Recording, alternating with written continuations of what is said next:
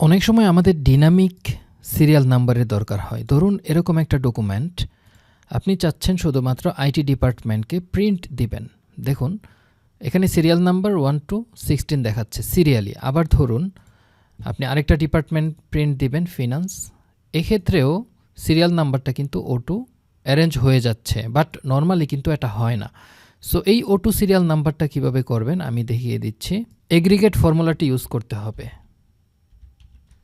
So এই ফর্মুলাটি এখান থেকে 3 নাম্বারটা সিলেক্ট করবেন কাউন্টে, তারপর কমা দিয়ে যে 1 নাম্বারটা রয়েছে ignore hidden rose nested subtotal and aggregate function, এই 1 সিলেক্ট করে দিবেন। তারপর ডান পাশে যে কলামটা থাকবে তার যে প্রথম সেল এটাকে সিলেক্ট করে দিবেন। সিলেক্ট করে কিবোর্ড থেকে কোলন চাপবেন, তাহলে দেখুন এখানে 2বার সেম সেল রেফারেন্স আসবে।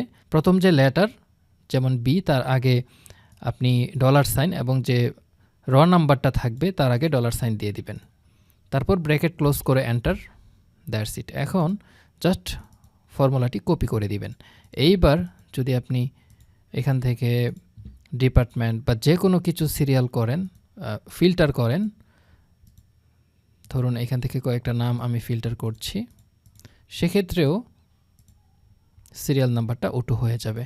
সো এই সুন্দর ফিচারটি আপনি আপনার প্র্যাকটিক্যাল কাজে ব্যবহার করতে পারেন। প্রতিনিয়ত এরকম টিপস পেতে ইউটিউব থেকে দেখলে সাবস্ক্রাইব করুন, আর ফেসবুক থেকে দেখলে ফলো করুন, আর ভালো লাগলে বন্ধুদের সাথে শেয়ার করুন। ধন্যবাদ।